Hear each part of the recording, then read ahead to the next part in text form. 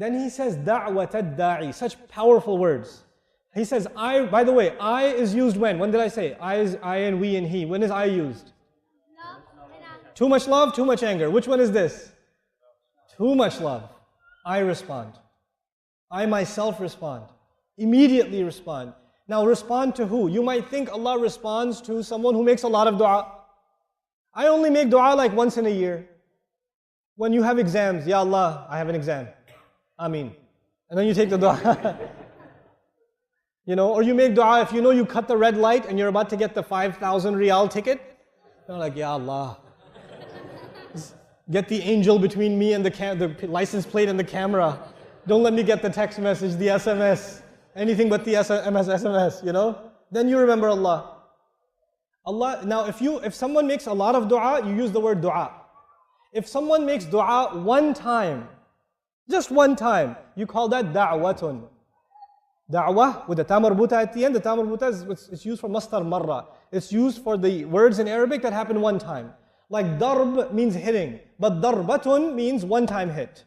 Akl means food, but aklatun is a single meal.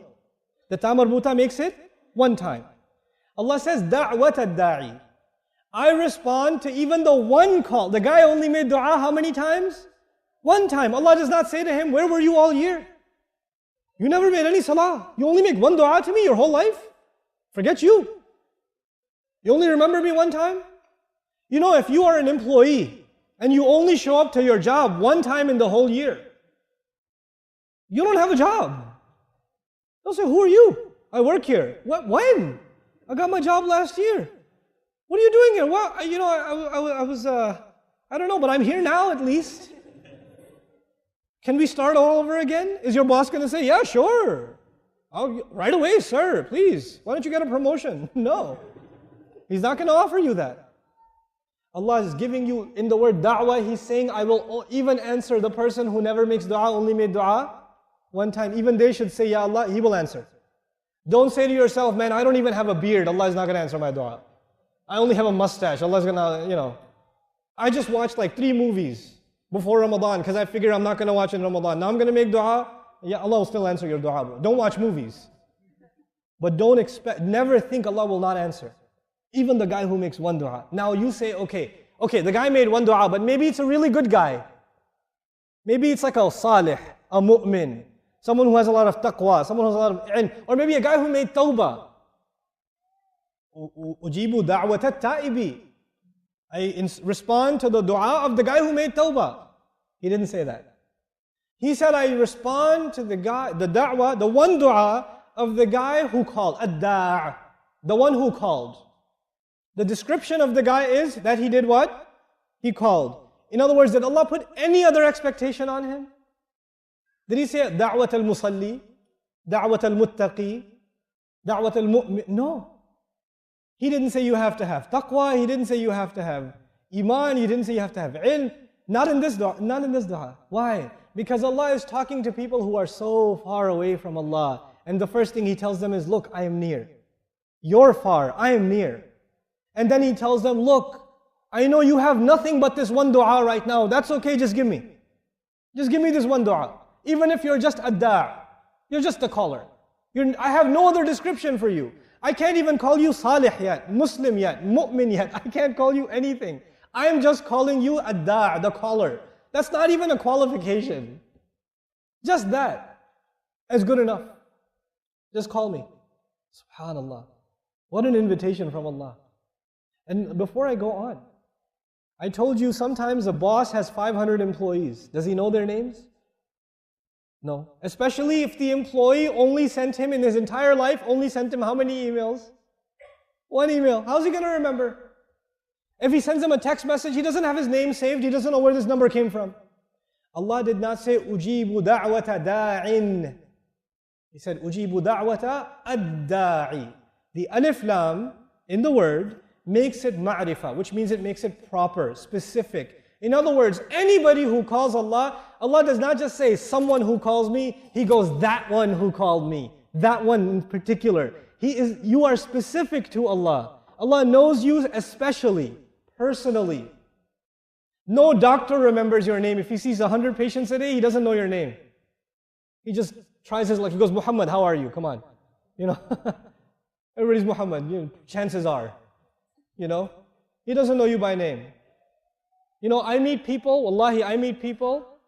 I was in Baltimore. This elderly fellow came to me, this uncle came to me. He goes, Beta, how are you? I remember when you were so little, you used to run around in the masjid. I was like, I'm from Texas, man. But I said, yes, I remember too. And I just, you know, no make a feel. They don't remember. People don't remember. Allah Azza wa Jal even knows you in particular. You might say, how is the CEO of the company going to know my name? I'm just a security guard. He is so high, I am so low. How will he know my name? How will the president of a country know one citizen?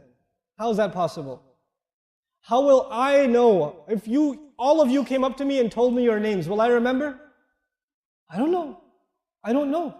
If some of you got my phone number, please don't take my phone number, but if you got my phone number and you sent me an SMS, I don't have your number saved. Do I know who it is? I don't know who it is. I just have a number. I don't have a name of nothing. You call Allah, Allah knows who exactly you are. And He wants to answer you immediately. He wants to start a new relationship with you immediately. Whatever happened yesterday is done. Start today.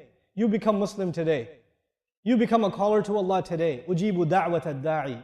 Now the question I told you before was, the problem I gave you before was, if you want to meet someone important, that happens on your schedule or the important person's schedule?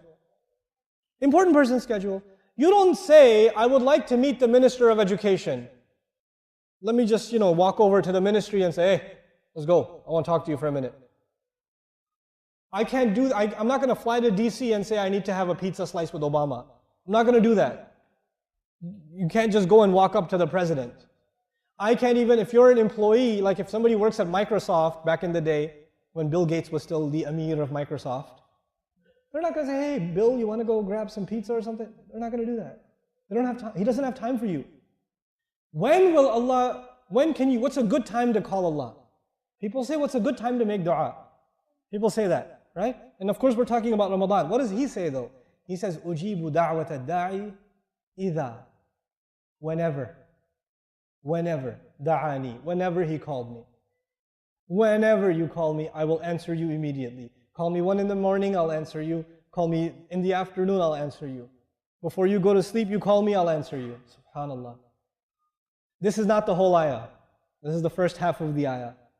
I will answer you whenever you call. This is the invitation of Allah. How is it that we don't listen to this invitation? How can a person stay away from dua after listening to the word of Allah? I don't understand.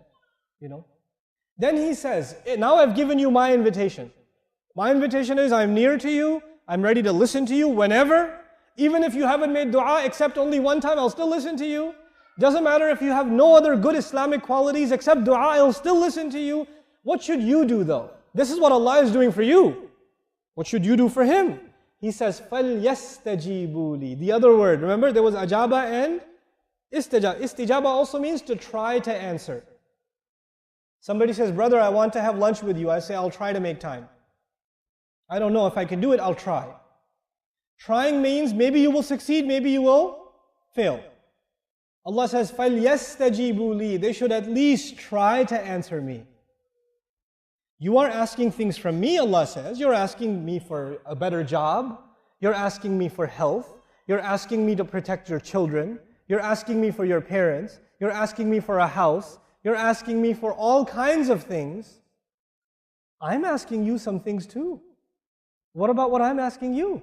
فَلْيَسْتَجِيبُوا لِي. Then they should respond to me. They should respond to me. Now the thing is, in the Fatiha, in Surah Al-Fatiha, what do we want from Allah in Surah Al-Fatiha? Anybody know? We want guidance. But what does Allah want from us? Ibadah. إِيَّاكَ نَعْبُدُ وَإِيَّاكَ نَسْتَعِينُ. Nasta'in means we want help. But before we ask Allah what we want, we tell Allah what we will do for Him. What will we do for Him? إِيَّاكَ نَعْبُدُ. What will He do for us? Isti'ana. He'll help us. So what you do for Allah should come first. What you want for yourself should come second. But in these ayat of Ramadan, He said, I will answer you whenever you call me. And then He said, you should answer me. He didn't say, you should answer me, then I will answer you. Subhanallah. He even put himself second and you and me first in these ayat. He put himself second. فَلْيَسْتَجِيبُوا لِي وَلْيُؤْمِنُوا بِي. They should respond to me. They should have real iman in me. They should really believe in me. لَعَلَّهُمْ يَرْشُدُونَ. So that they can be set straight. So they can be good people. They can change themselves. SubhanAllah, these few ayat of Ramadan are transformative. They can completely change the way you think about this month. If we reflect just on these ayat, the relationship you are going to have with the Quran, the relationship you're going to have with dua, the relationship you will have with Allah after Ramadan is done. These are the things you have to internalize.